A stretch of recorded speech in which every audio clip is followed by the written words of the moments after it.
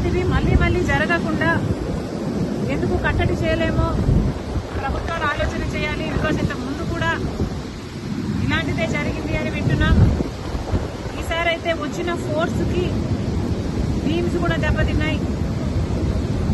ఇది సామాన్యమైన దెబ్బ కాదు. ఇంత హిస్టారికల్ బ్యారేజ్, ప్రకాశం బ్యారేజ్కి ఇంత పెద్ద దెబ్బ తగిలింది అంటే దీన్ని చాలా సీరియస్ గా తీసుకోవాల్సిన అవసరం ఉంది. కఠినంగా శిక్షించకపోతే, పెనాల్టీ పెద్దగా లేకపోతే మళ్ళీ మళ్ళీ జరిగే అవకాశం ఉంది. కాబట్టి ఇది చాలా సీరియస్ గా తీసుకోవాల్సిన అవసరం ఉంది. అంతేకాకుండా యాజ్ సూన్ యాజ్ పాసిబుల్ మరమ్మతులు కూడా చేయాల్సిన అవసరం